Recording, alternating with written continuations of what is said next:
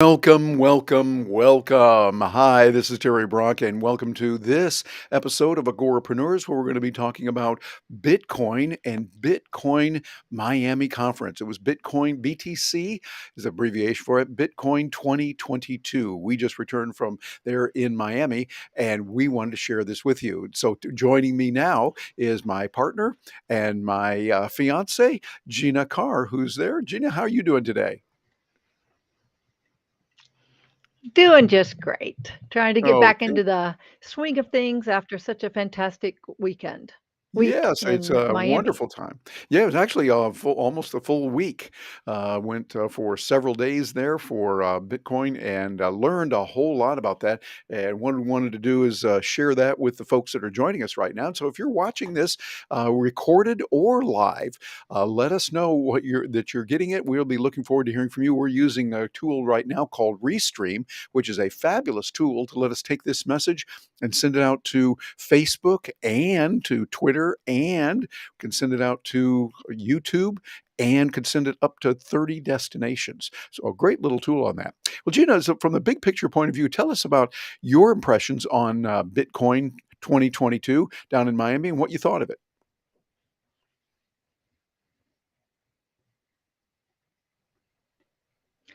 Well, I really enjoyed it. It was great being there and learning about the latest in technology and the big movement that's the big innovations that are happening that are making it so simple that anyone can use cryptocurrency.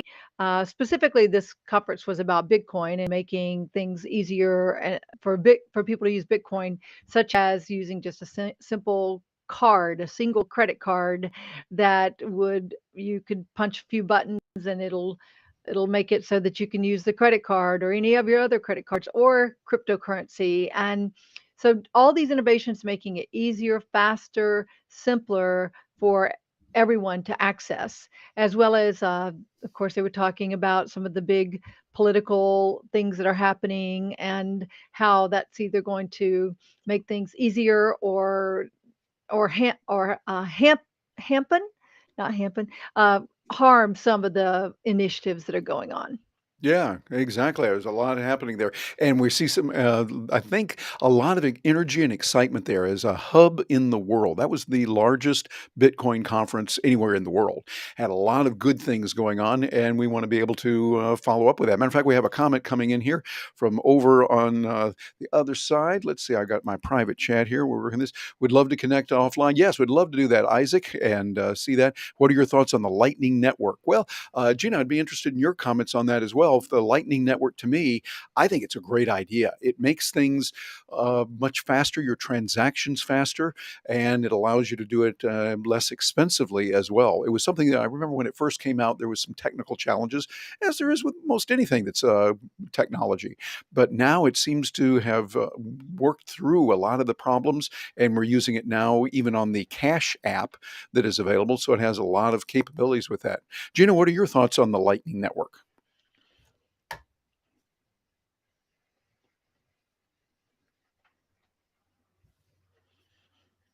I think we're getting a long delay there. Gina, can you hear me?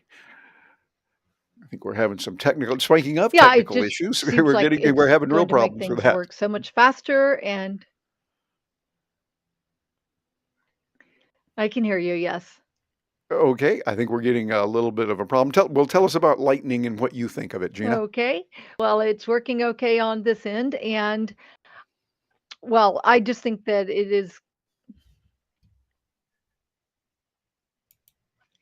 I think it's gonna make things much easier and faster. So it's a great innovation, and I'm just thrilled that it's being adopted more broadly in the by the different developers.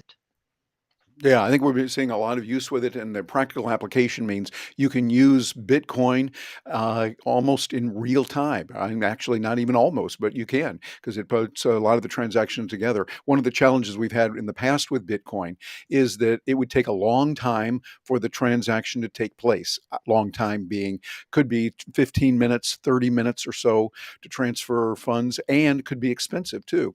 Lightning makes both of those much more tolerable. reliable. It does it much faster, sometimes in a matter of just a few seconds, and the fees can be close to, if not right at zero. So I think that's a really good thing that we're seeing happen, and good. So Isaac, we appreciate your comment on that. Yeah, we'd love to follow up with you.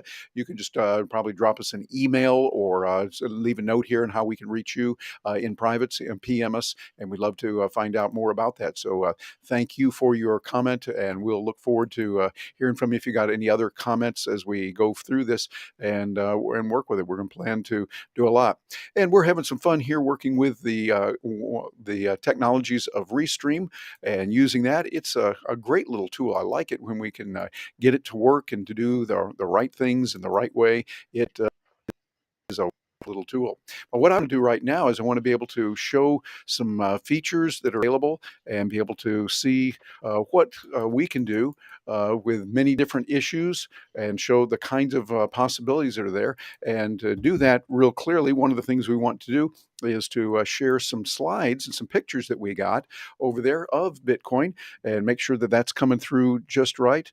And what we want to do is we want to be able to show this and be able to see the kinds of features that are there and some of the features that are there to take care of that. And one of the things we want to do is we want to, Isaac, we want to get your comment off the screen. Not that we don't like you, but we're trying to figure out how to do that. And so right now, for some reason, our technology seems to be acting up a little bit. Something is going on, and I don't know what that would be, but we'll leave it on there just so that we can see some of the comments as well that we'll have from Bitcoin.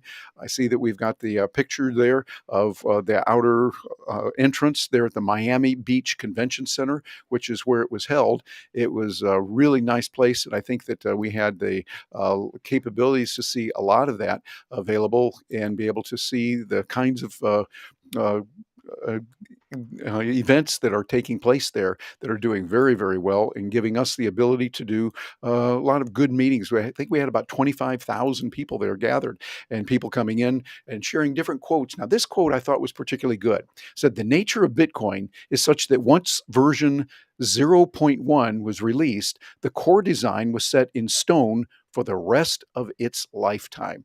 And I think that is pretty amazing when you think about it, that we've got something that strong and it's doing it forever. Gina, it's one of the key components of Bitcoin that once you've got that set, then it never changes. Why is that such an advantage that you have seen? Well, I think it's a big advantage because people have to have trust in the system. And so therefore the platform and the technology behind it has to be very reliable, and we have to be able to know how it's going to perform. So I think it's absolutely brilliant the way it was set up in the beginning, and you and I have been watching it for a very long time now. I guess basically since about 2013, and it's been remarkably stable and dependable. And so I think that's really important for people to be able to put trust in it, so that they will use it as an exchange of value.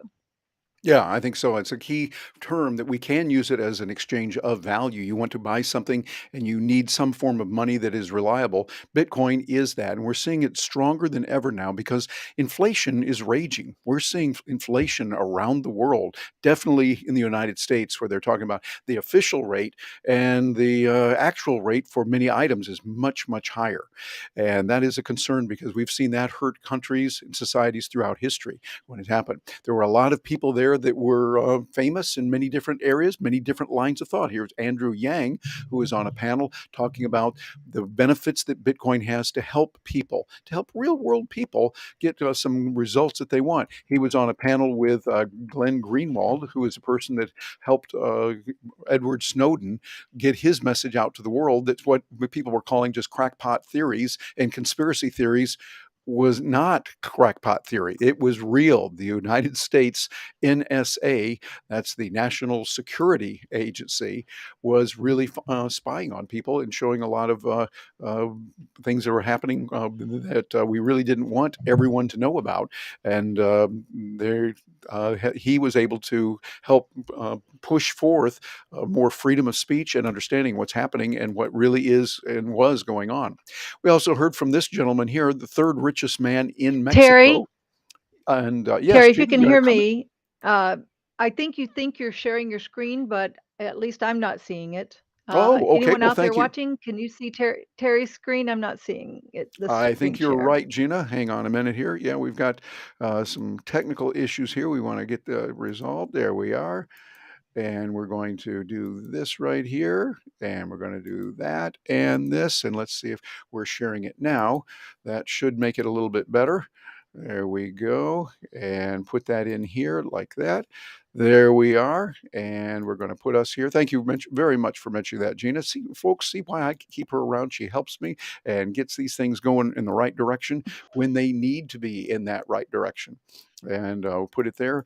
So for some reason right now, we're not getting. Okay, I'm seeing that, but I'm also seeing You're also seeing what? I'm not seeing your photo. I'm seeing something that says new comments will display here. That's what's coming in on the right. Ah, okay. Well, this is part of the real world. When you're doing this in the real world, it gives you some interesting capabilities and some challenges at the same time. But let me try something here. We're going to try this. Share a window. We want this right here and click share. So that should share that. And we're seeing some issues there, and click here to see it. There we are. Okay, now I think we should see it straighten out. Do you see the screen there with Adam Curry? Yes, I do. Okay, well, that's good. See, what happens is we can keep working with these things and they eventually get to working just the way they're supposed to as we do it. But I want to come back here a little bit. We're seeing there was Andrew Yang that we saw, and then we saw Glenn Greenwald, who was able to talk to us about where we are in the idea of freedom of speech and how we're able to, with Bitcoin, have the ability to interface the way that we want to, and that there are different capabilities. And oh, and yes, we do have a comment. I'm going to bring this in here. A comment that just came in here from Josh Hellman, our buddy Josh, who was showing us that it's confusing. There are two NSAs. Yes, that's true. There is the National Security Agency, and we also have the National Speakers Association. And so we are, of course, some members of the National Speakers Association. People might get those two NSAs confused. I just came up with something I thought would help a lot. We're the ones that do the talking. They're the ones that do the listening. And so that's kind of how we look at it. But Glenn Greenwald was the one telling us about what was going on and what they're doing and what they have done and the kinds of features that they have imposed on society. It's just a little bit different situation and how it works. So this is the panel they had. I thought it was a really good panel and a very good discussion. And then we heard from Ricky Salinas, Uncle Ricky, he goes by, Ricardo Salinas, third richest man in Mexico, strongly advocating use of Bitcoin. Now, we're not making any financial recommendations here at all, zero. We're not qualified, but we are making strong educational recommendations. And what he was talking about was the importance of having money that you can use in the form of Bitcoin, being able to use that and the societal benefits that come from that. When you have something that flows freely, it's not contingent on governments saying, okay, this is what we're going to do or not, and limiting it that way. What we're seeing is a lot of capability there in many ways. Gina, I'd be interested in your comments on that, of what you see benefits of Bitcoin from a macro point of view, how that actually helps people in the real world.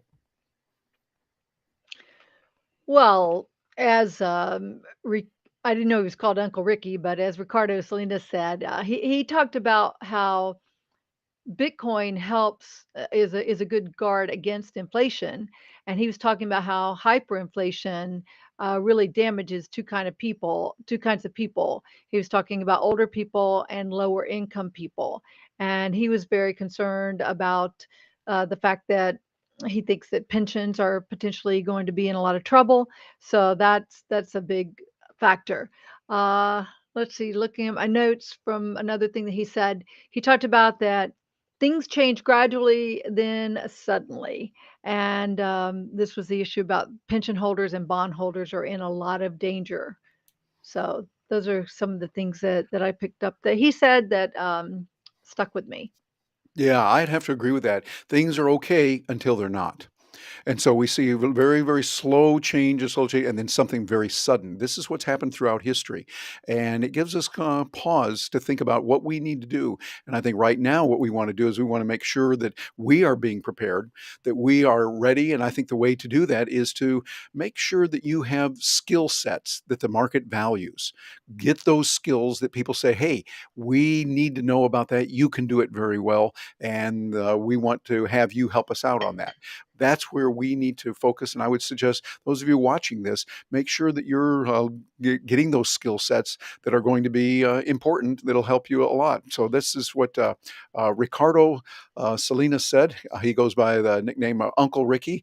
Very wise man, very, very astute. And when somebody has made that much money, done so many things right, I kind of want to keep in mind what they have to say and what they're going to recommend in many different situations. Another person who was there was Adam Curry, famous for his work long ago with VH1, now doing a lot with podcasting, talking about the ability of Bitcoin to help people to get their message out to the world and be able to do a lot of good with that, I think, in many ways. Another person there was Jordan Peterson, the psychologist who formerly was with the University of Toronto, now out on his own, talking about the importance of capitalism and how capitalism helps the average person to have a better lifestyle, to do better because of that. Gene, I'd be interested in any comments that you might have. You and I both watch Jordan Peterson every so often here on YouTube. What are your thoughts on what he said there and the idea of how Bitcoin helps foster more free enterprise? Hmm. Well, a couple of things that he said that really stuck with me. One of them was he said there were really two justifications for capitalism. And one was the ethical issue that it's just ethical for people to exchange value for value. And then he said also that it gives people something to do that is constructive because people naturally need something to do. It's just hardwired into us to be doing something generally, even if it is watching TV or playing a game or something like that. And so he said that that's one of the justifications he sees for capitalism is that it gives people something to do that is constructive. I really like that. Yeah, Let's I think that's see. a very good point. Ooh, another big point he made, and I know you really like this one too. He said, "If you can't write, you can't think." And Ooh, he was talking about the importance of putting your thoughts down. He was saying, you know, you need to pick the right word, and then you put the words together into a phrase that makes sense, and you put phrases together into a paragraph. He basically was talking about that his students were not writing well. They were not communicating well, and he found that very frustrating. And so he wanted to teach psychology, but he was having to teach them how to write as well. I have a number of other points that he made. Let's see, just one more. Let me share. This was a good one. You don't get success without failure. I think that one's pretty obvious, I guess. Um, Go ahead. yeah, Gina, matter of fact, let me jump in there for just a moment. I think that is important there. You don't get success without failure. That was a big point that he made, and it's true. We think about it. One of the beauties of the free market system is that people can fail. Organizations can fail. We learn from that. It doesn't mean your life is over. No, it means you are learning and you go, ooh, that didn't work. The market says, hey, that price was too high, or they had so many of them, we didn't want any more. And this is good.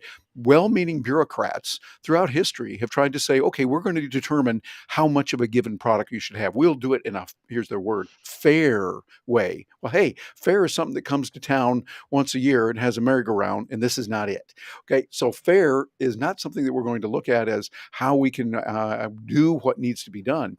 The free market gives you the ability to decide, and when something fails, it's a good test to say, hey, we didn't do so well. Think of it like sports. If you said every team must be guaranteed to win every time, that's not going to work. You want to find out what is good and what isn't, what kind of procedures you want to deploy and what you don't. And I think what we learned from that, from what Jordan Peterson said, is that capitalism works best when it's allowed to operate the way that it should. And I think that that's really, really important as we look at what's available. And by the way, we had another comment come in here from Josh Hellman, asked a question of what percentage of the speakers and attendees were from other countries. I don't know, but I know we had many, many different countries represented, from around the world. I didn't hear any quotes on that. Gina, did you hear anything about percentages from different countries?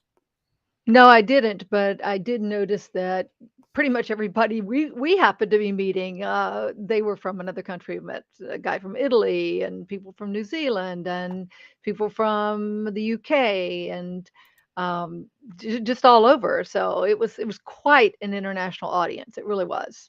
Yeah, I think that's true, and that speaks to Bitcoin itself too, because Bitcoin is something that is international. You can take it through any country. You don't have to have just one country, or it won't be accepted in other places. It opens up a huge amount of possibilities for people there. So, Josh Hellman, we really appreciate your comments on that and input that you had there. Now, here's a quote, Gina. I want to get your reaction to this one. We shouldn't delay forever until every possible feature is done.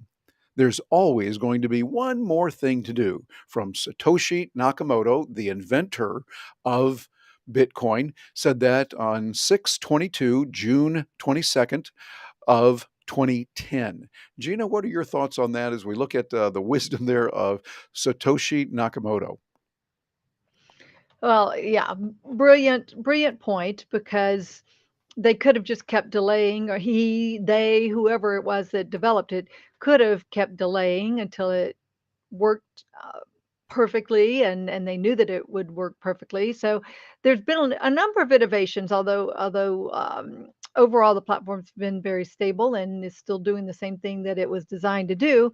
I think that they had so much foresight and thought that went into this that that it's good that they got it out there and let people start using it, and then they could see, well, what else needed to happen. And we've seen fees, times when fees were high. We've seen times when the processing was very slow, and like this innovation with Lightning Network that we talked about earlier, it's making things run much faster.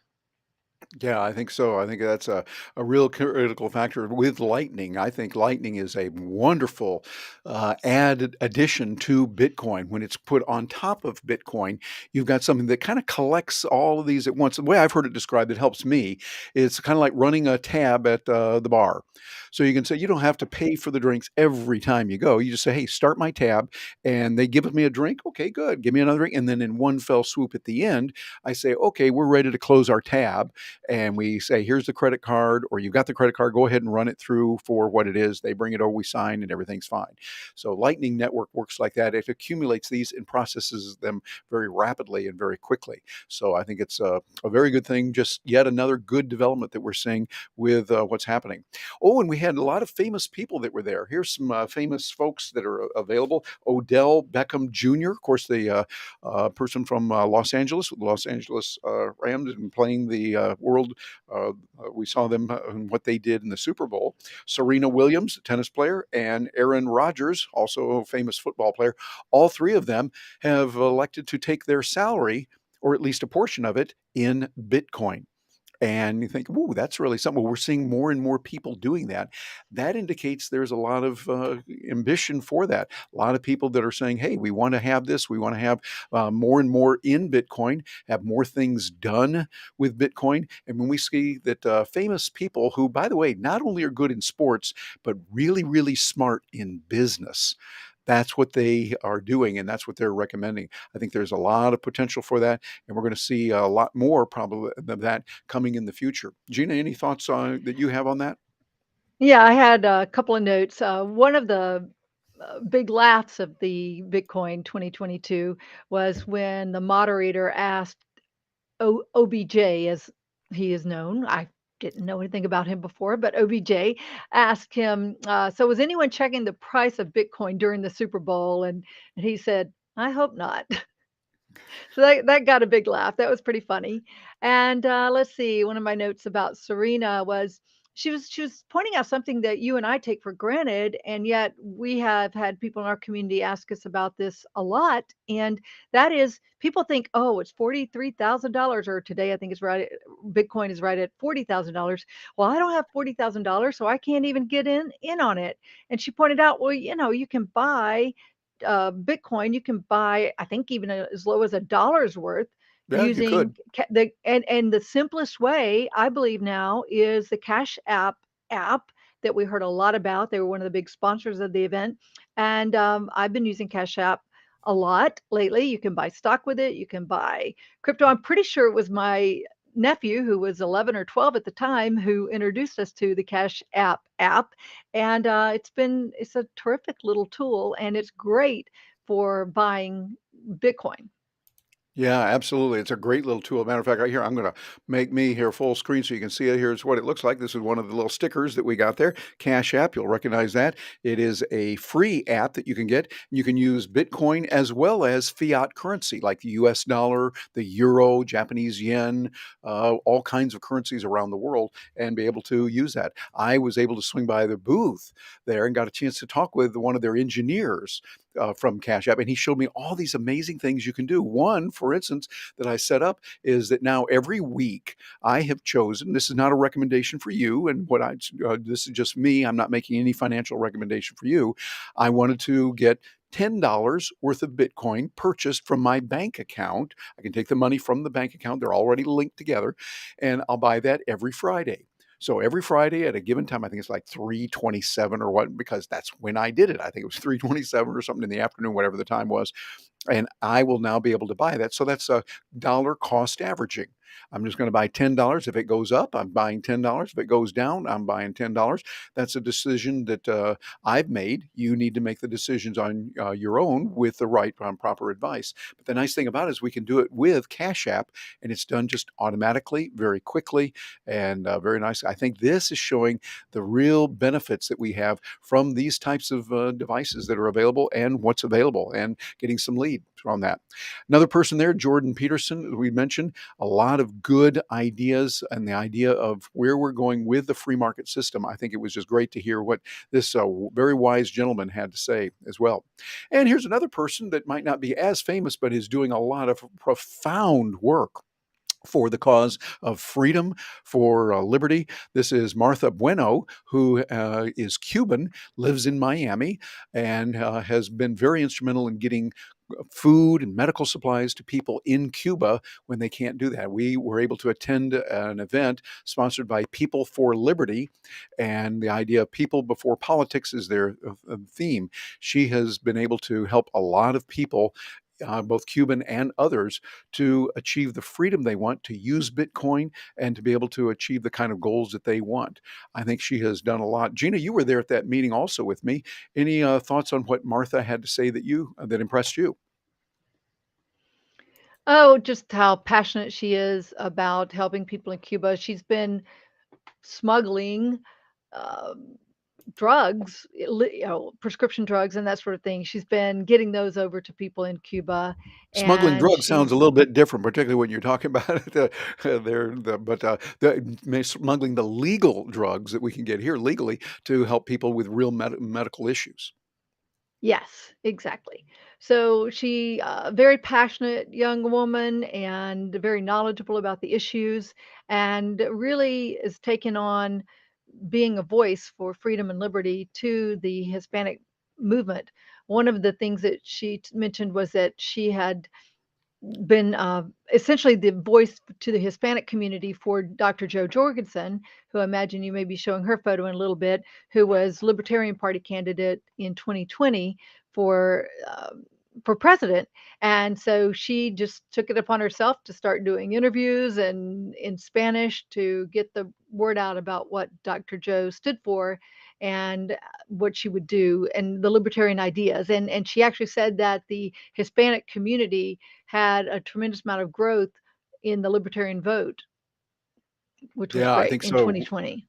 Yeah, we're seeing a lot of that. So a lot of progress being made there in that area. And here's our dear friend, Lynn Ulbricht, who is the mother of Ross Ulbricht. Lynn is a person who has spoken many places around the world for her son, Ross Ulbricht, who has given 2 lifetime sentences with no parole because he built a website that some people didn't like. And we think that that is a travesty, and we would love to see him freed by whatever legal means that can be done. That's what we stress, and she has been a strong advocate for that. A wonderful, dear person who we were very glad to get a chance to see. Had dinner with her, matter of fact, with her and some other friends. It was really nice to get a chance to see what she's done. If you ever get a chance to see or hear Lynn Olbrecht, you definitely want to. She is by training a journalist and understands communication very well and knows what to do about getting ideas out to the world and helping people in a profound way. And Gina, you mentioned, yes, that is Jo Jorgensen was there as well. We got a chance to sit with her at the table, paid a little extra so we could be there with her. She was the Libertarian candidate for president and all 50 on the ballot in all 50 states. Matter of fact, I think she has been said, correct me if I'm wrong, Gina, she is the only woman who has been on the ballot in all 50 states in two elections. And she was at Yes. as president herself, and then as a vice presidential candidate in the year 2000 with Harry Brown. Gina, what were your thoughts of what this psychologist? She's a instructor at Clemson, psychologist, full doctor, Dr. Jorgensen, and your impressions on getting a chance to meet her. Well, it was great to spend time with her one-on-one. Sitting next to her at lunch was fantastic. Seeing her on the stage, also at the big conference on the main stage. I think one of the most important points that she made was that the libertarian movement, the Libertarian Party, really needs to be more focused on a movement. She mentioned specifically how the emotional connection that Black Lives Matter and the Me Too movements created. And while the Libertarian Party stands for a lot of important issues that are related to freedom and liberty, that there's no overarching umbrella movement that's associated with the Libertarian Party. And she said we really need to create something, not create, but to come up with a way to communicate what the Libertarian Party stands for, so that people will more naturally embrace it and be more supportive. Yeah, I think so. She said something I thought was profound. Is she said that people are more interested in justice than they are in liberty, in freedom.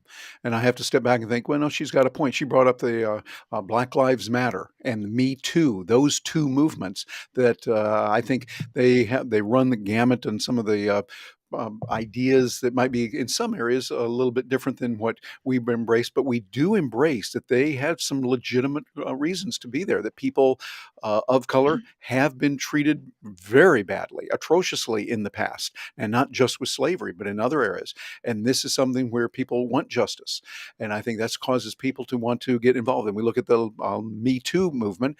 Injustice was committed and harm to many, many people. And I think that people stood up to say, hey, we want to stop that. And I think we, as people who embrace freedom and liberty, are those who can also point to people who have been given unjust results because of their beliefs, because of our want and freedom. So I think Jo Jorgensen, we salute her and we appreciate what she has done and continues to do as a real bona fide psychologist who knows what she's talking about. And we wish her the very best, whatever her future ventures are going to be, and go from there. And another person we got a chance here was one of the photo op that you and I got with Jo, as well as Mark Moss, our buddy Mark, who is a brilliant podcaster, has a YouTube channel and speaker on the idea of technology, cryptocurrency, politics, history, blends those together. His podcast is one that is, for me, a must listen. It is great information. I actually bought his book, a new book that he has out, co authored with Alex Svetsky, called The Uncommunist Manifesto, going along with what Karl Marx and Frederick Engels wrote on the Communist Manifesto. They say the Uncommunist Manifesto, where they say we disagree with about everything that they said in the Communist Manifesto, but then they show why. It's backed up with sound economics and a wonderful book that's just about 100 pages or so. You can read it in about an hour. Really, really nice. And we salute Mark for what he has done. And there. And here's a little picture of us. Gina, I just like this picture of us there with Miami behind us. We were at a party and we got that. I just think that's a good picture. What do you think? It's a nice picture, and I wish people could see the background a little bit better. But yeah, that's on a balcony at a high rise in Miami at a party at the lovely Tatiana Moroz, Doug Scribner, and Doug Scribner were throwing, and we had a wonderful time there. Yeah, it was good. So part of life and the good things there. And of course, they brought around the Miami Bull right now. This is from Mayor Francis Suarez of Miami, a wonderful hero for freedom and liberty, making Miami, his goal is it will be the capital of capital. And I like that. He is getting his salary in Bitcoin, and he has persuaded others to look at doing that as well. We know that the mayor of Tampa said that she is looking at getting her salary also in Bitcoin. And we know Eric Adams, the mayor of New York, has said the same thing. And we see that whole Miami Bull, the idea of turning things around in a very positive approach here in the free state of Florida, as Dave Rubin says. And it was kind of nice to be there to see that bull stamp. I thought it was good. Here's another quote we have from Satoshi Nakamoto. We have proposed a system for electronic transactions without relying on trust. That is very important because when you rely on trust, you have to pay for that. We know that in many transactions, there are people that you have to get to do certain tasks. Think about real estate. If you're going to buy property, there's all kinds of forms. There's all kinds of people that will be there from mortgage or making sure that this is verified, making sure that's verified. When you use Bitcoin, you don't have to have those people involved because it's done through mathematics. It's programmed into the operation from the beginning. And this is something that's real handy. It's a different way of doing things, and it's really nice so that we have a process there where we don't need to rely on the trust of people. We really can have the trust in mathematics. I think that is nothing short of profound in what's available there and how it works and what can be done with it. Gina, I'd be interested in any comments or thoughts that you might have on that. Yes, well, uh, of course, having an engineering degree from Georgia Tech, I'm a big believer in mathematics and systems that are based on logic and based on mathematical formulas that it's fact. These are facts. These are not opinions, and that adds a lot of trust to the system. Yeah, absolutely. So that was just another nice little quote there. We saw it. And of course, the people at Cash App were the main sponsors of the event. And Cash App is something that we are using now. And we recommend you investigate this. Again, no financial recommendations here, but we would recommend that you investigate it, see if it might be right for you. You can put this on your phone. And then on your phone, you would be able to use it for small transactions, small purchases. And you also get a Visa debit card with it, which is very nice that you have that so you can purchase, you can sell or get rid of Bitcoin, whatever you want. But also, when we talk about if you're going to sell your Bitcoin, that's something that some people are doing. And again, we're not making any financial recommendations here, but we do know that many people have said, here was one of the little stickers there, friends. Don't let friends sell Bitcoin. Kind of tongue in cheek said there, because the idea of many people want to get Bitcoin and not sell it. And that way you keep it, you accumulate it with the idea that maybe it will go up. Well, if that's something that is right for you and your financial planners give you that advice, then you can consider that. But again, we're not making any financial recommendations ourselves, only educational recommendations for you to do what needs to be done and to see all kinds of possibilities that are available for it. So anyway, in wrapping up, that is what Bitcoin 2022 is about. It was a fabulous place, a lot of good things there, and it's showing what's happening in our world today. Lots of good things going on with it, and we'll encourage people to look into the possibilities there. And Gina, I'd be interested in any comments that you might have about the event going forward, Bitcoin, and the possibilities for people to embrace that and to learn about it. Well, certainly we're doing more in the way of hosting educational sessions virtually right now about Bitcoin, cryptocurrency, other aspects of Web3.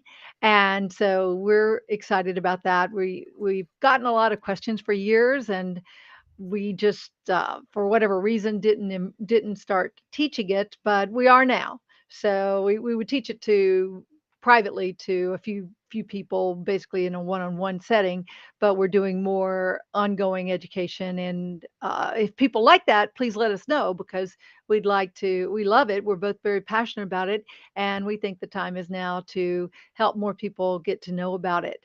I did have a couple of points to share from the conference.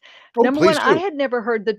I I had never heard the term orange pill, and it was used a lot from the main stage, and basically it means you're a big believer in Bitcoin. So when you've taken the orange pill, and of course that's a play from the matrix of taking the red pill or the blue pill, but they say take the orange pill. So get into Bitcoin, buy into Bitcoin. And again, we're not making financial advice, but that's a term that was used. Yeah, And good idea. then Orange pill. also, I was pretty excited that they offered this is for everybody. You didn't have to have attended Bitcoin 2022, but for Bitcoin 2023, which will be over a weekend instead of this one was basically, well, it did include a Saturday as day three, but the point is that they made the tickets available for 75% off of what the tickets were going into the other day, the 2022. So for only 249, you can get general admission tickets, and then if you want a whale pass, which allows a lot of additional special events that only whales can attend, it's $5,000 right now, and you can pay in crypto, or you can pay. I guess you can pay in Bitcoin only. You can play in Bitcoin, or you can pay in cash. So I thought that that's really good. Now, of course, well, not of course, but because this attracts so many people, there were over 25,000 people there in person. The hotels in Miami Beach, even though our friend Mark Samulin, who is a commissioner of Miami Beach, told us there are 22,000 hotels in Miami Beach. If you want to be close Or to hotel the rooms, not conference, 22,000 hotels, but 22,000 hotel rooms. well, okay, that makes a whole lot more sense. Okay, I missed that. I thought he said 22,000 hotels, so that's Yeah, I crazy. could be All right, so mistaken. 22,000 rooms. That 22,000 makes hotels would be quite a few. Yeah, but there's so many small hotels there. In any case, we'll But we'll have find to out for find out. sure.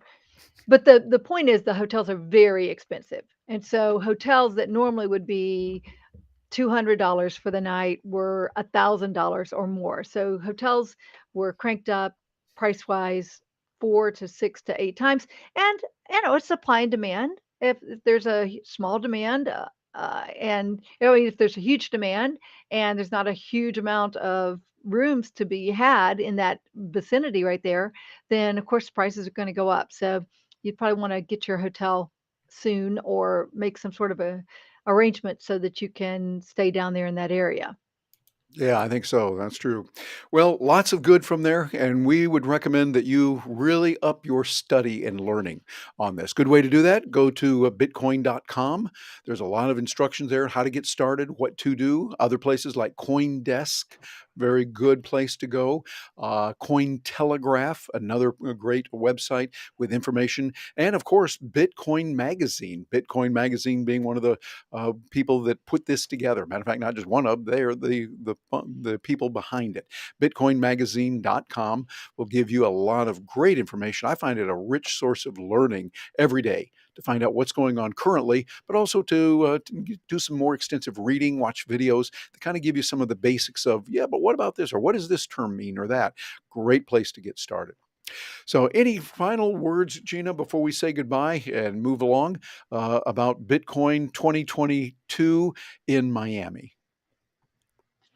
Mm, I think one of the best things about it was just interacting with people and seeing how optimistic people were. There's so much negativity and a lot of serious problems going on in the world, but the people who are associated with Bitcoin, uh, overall, and certainly from the stage, just very positive, and everybody that we ran into, very positive about the future and optimistic that Bitcoin's going to continue to go up in price. There are so many changes that are happening with potential institutional investors really getting in a bigger way. I'm very optimistic, as were the folks that we ran into.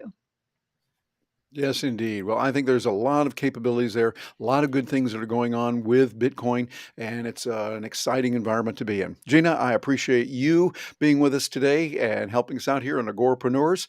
I'm Terry Brock, and the lovely Gina Carr. The two of us have been your hosts as we go through this, and we will look forward to seeing you a little bit later. Thanks for joining us today. Bye now.